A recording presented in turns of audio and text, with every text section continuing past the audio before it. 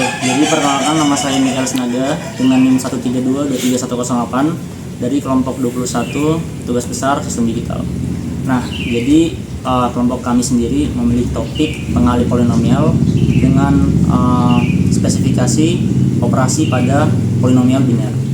Nah, jadi untuk aplikasi dari pengali polinomial sendiri kami memilih topik CRC 16. Nah, jadi penerapan yang kami pilih adalah CRC atau Cyclic Redundancy Check. Nah, di mana sistem CRC ini diterapkan pada pengiriman data antara sender dan receiver. Jadi, gimana sih CRC ini bekerja? Jadi, sesimpel kedua pihak sender dan receiver memiliki divisor yang sama, polinomial divisor yang sama. Kemudian, data yang akan dikirimkan oleh sender terlebih dahulu dicari sisa baginya dengan divisor. Kemudian setelah diterima, didapatkan hasil sisa baginya, kemudian di padding. Hasil sisa bagi ini pertama kali oleh sender akan disebut sebagai CRC yang kemudian di padding dengan data yang akan dikirimkan. Kemudian data hasil padding ini akan dikirimkan kepada receiver, dan kemudian di sisi receiver jika dia menggunakan divisor yang sama dan diperoleh hasil bagi, seharusnya dia bisa mengetahui apakah bit yang diterima mengalami perubahan atau tidak. Perubahan yang dimaksud di sini seperti bit shift. Oke, perkenalkan nama saya Glody Marcelo, salah satu anggota juga dari kelompok 21 tugas besar SISDIK. Saya akan melanjutkan mengenai konsep sistem dan spesifikasi. Jadi seperti yang dijelaskan tadi, dalam sistem CRC ini ada pihak sender dan receiver.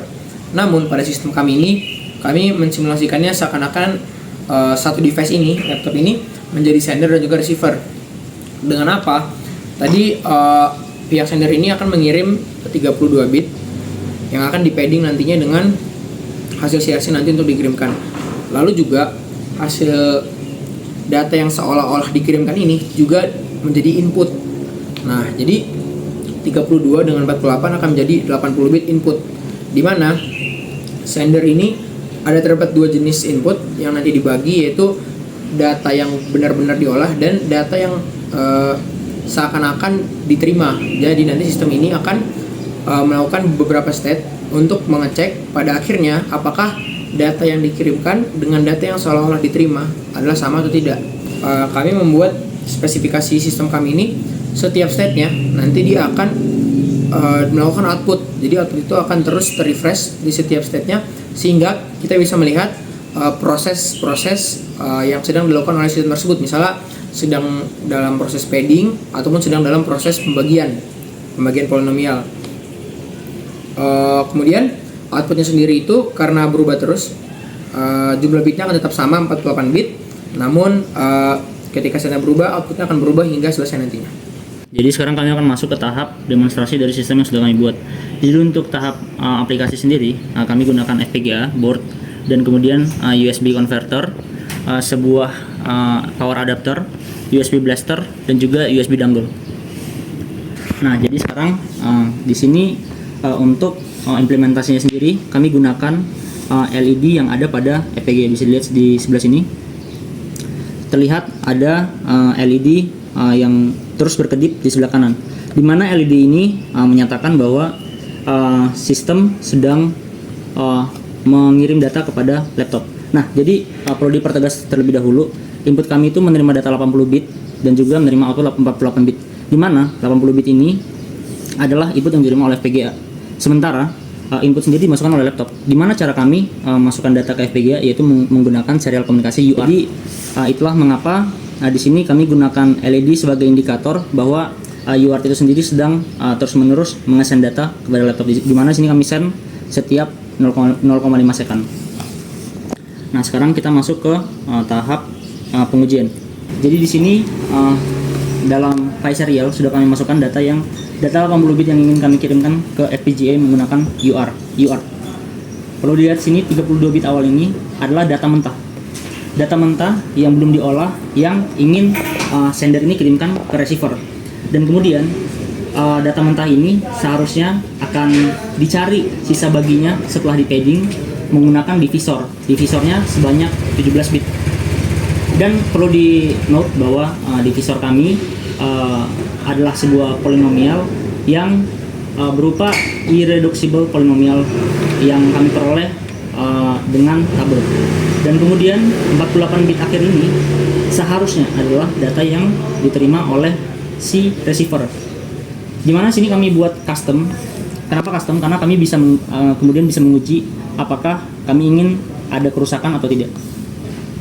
Oke, setelah dikirimkan di sini sistem masuk ke step pertama. Dimana step pertama ini adalah padding 32 bit awal ini sebanyak bit CRC kurang 1. Perlu diingat bahwa sistem kami adalah CRC 16, maka derajat polinomialnya adalah 16 sehingga jumlah bitnya 17 dikurang 1 maka 16. Maka data 32 bit ini akan di padding dengan data 0 sebanyak 16 kali menjadi 48 bit. Dan di sini sudah tampil hasil paddingnya seperti demikian. Kemudian kita akan masuk ke step kedua, di mana data hasil padding ini akan kita cari sisa baginya dengan divisor. Di sini saya menggunakan tombol yang paling kiri, di mana sudah kami pin planner bahwa tombol ini adalah tombol untuk next state, untuk pindah state seperti demikian. Di sini saya tekan. Bisa dilihat di sini bahwa sistem sedang mencari per tahap per clock cycle gimana si program ini, sistem kami ini sedang mencari hasil sisa bagi dari data hasil padding dan juga divisor. Terus berjalan.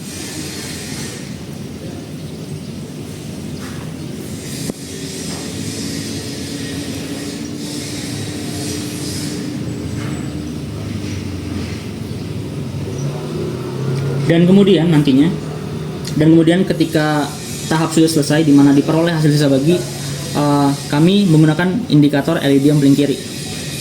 Perlu diingat akan ada dua kali pencarian hasil sisa bagi di pihak sender dan juga pihak receiver. Maka kami gunakan dua LED. Pertama yang paling kiri ini untuk pihak sender itu sendiri. Dan sudah diperoleh hasil sisa baginya di sini.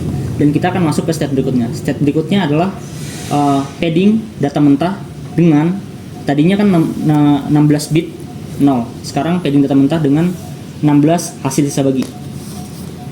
Bisa lihat seperti ini, saya tekan tombolnya. Jadi setelah saya pencet tombol next state, setelah hasil pencarian sisa bagi yang pertama, di sini diperoleh data seperti demikian. Data ini apa sih sebenarnya 48 bit ini?